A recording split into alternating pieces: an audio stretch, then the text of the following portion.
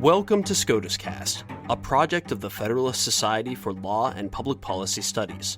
Our contributors join us from around the country to bring you expert commentary on U.S. Supreme Court cases as they are argued and decisions are issued. The Federalist Society takes no position on particular legal or public policy issues. All expressions of opinion are those of the speaker.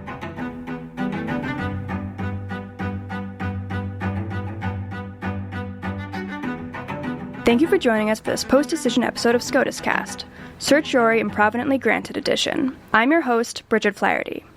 On April 23, 2019, just 1 week after argument, the Supreme Court decided Emulex Corporation v. Varjabedian, a case involving a circuit split regarding Section 14E of the Securities Exchange Act of 1934, and whether it supports an inferred private right of action based on negligence, or scienter. Emulex is a computer component seller that entered into a merger agreement with Avago Technologies Wireless Manufacturing.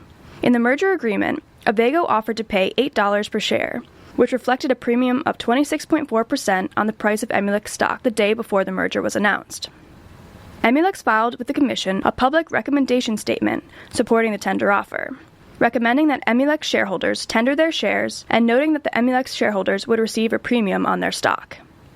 The statement also included a summary of a fairness opinion generated by Goldman Sachs, indicating its view that the tender offer was fair to shareholders.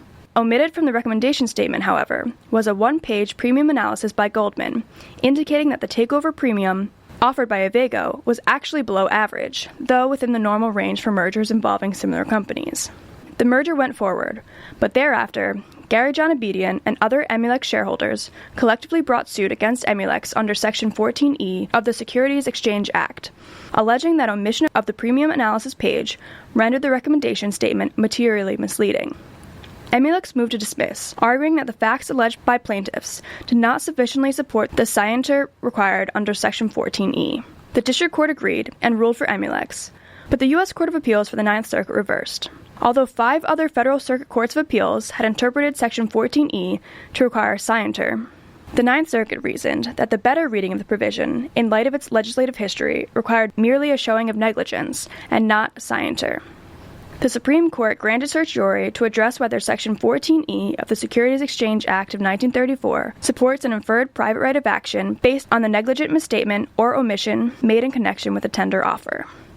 During oral argument, however, the justices questioned whether certiorari had properly been granted, as the courts below had not thoroughly considered whether Section 14E authorizes a private right of action at all. Indeed, just over 1 week after oral argument, the Supreme Court issued a per curiam opinion dismissing the writ of certiorari as improvidently granted. And now, to discuss the case, we have Corey Andrews, Senior Litigation Counsel at the Washington Legal Foundation.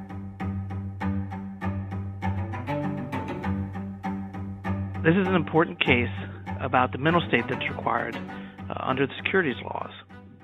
A former shareholder of Emulex, a publicly traded company, brought a putative class action alleging violations of Section 14E of the Securities Exchange Act of 1934. Section 14E regulates a company's recommendation that its shareholders accept a tender offer, a public offer to buy shares of a public company for a set price within a set time.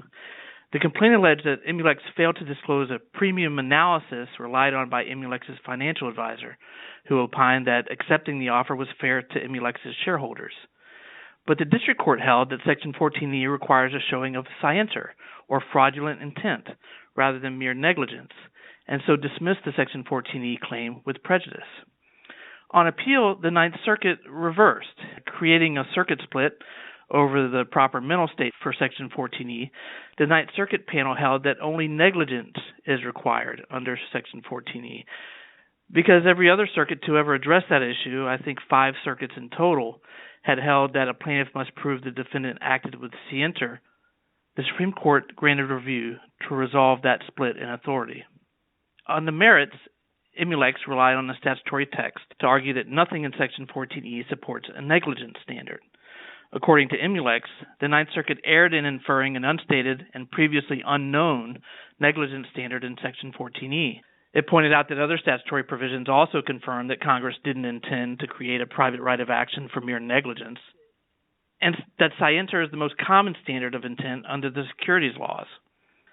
The petitioners emphasized the statute's purpose and history to argue that scienter is not required. According to the petitioners, by prohibiting material misstatements and omissions, the statute is not exclusively concerned with fraud, whereas here it can be shown that the company's statement omitted information so material as to make the statement misleading. Petitioners say that makes little sense to require intent. Imposing a negligence standard would best ensure that shareholders receive full and fair disclosures, and the petitioner insists that nothing requires courts to construe the securities laws as imposing the most stringent mental state. The United States, as amicus curiae, also filed a brief which gave a little something to both sides. The Solicitor General agreed with the petitioners that Section 14E supports the negligence standard, but more importantly perhaps, the SG agreed with Emulex that under the court's precedents, no private right of action exists in the first place. It was this latter point that came to dominate the case, both in merits briefing and at oral argument before the Supreme Court. Emulex had argued in its petition that there is no basis for inferring a private right of action under Section 14E, but Emulex had barely raised that issue before the Ninth Circuit in its rehearing petition, but instead had focused on the correct mental state. The statute is silent as to whether private parties, as opposed to the federal government, can bring an action under Section 14, and the Supreme Court has never recognized a private right of action. In fact, the Supreme Court has not inferred any private right of action where the statute does not provide for one in more than 3 decades. Its long-standing view is that when a court infers a private right of action from a statute that does not expressly grant one, it is usurping Congress's power to choose the enforcement regime it prefers. Now, at oral argument, while many on the court agreed that whether Section 14 creates a private right of action is an important question, at least 5 justices had doubts that the question was properly presented and preserved below.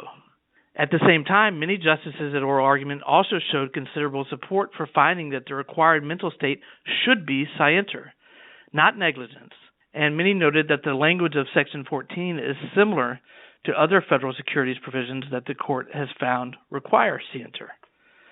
Ultimately, though, only 8 days after the oral argument, the court dismissed the writ as improvidently granted, saying in effect that the court should not have accepted the case.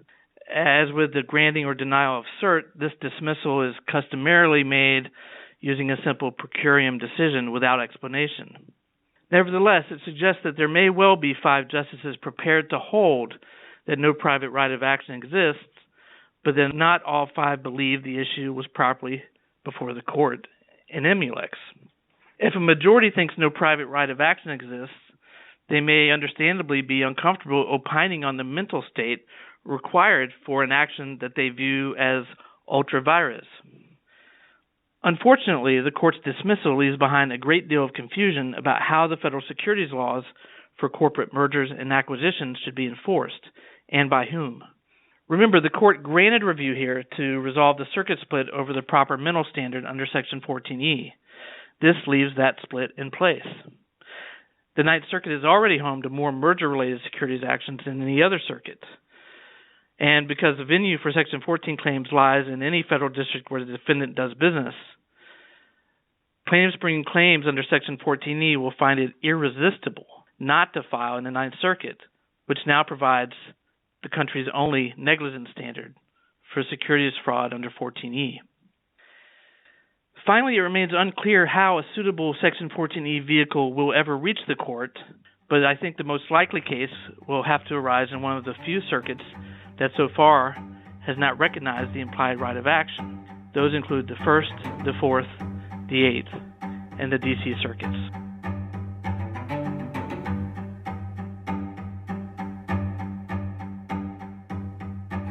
Thank you for listening to this episode of SCOTUScast.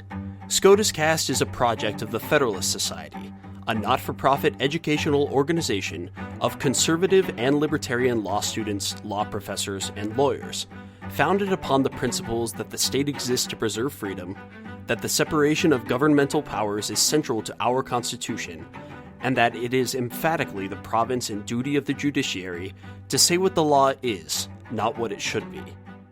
Don't forget to subscribe to our podcast series, including SCOTUScast and Practice Group podcasts, on iTunes or Google Play. For an archive of past podcasts, as well as audio and video of past Federalist Society events, please visit our website at fedsoc.org/multimedia. That's fedsoc.org/multimedia.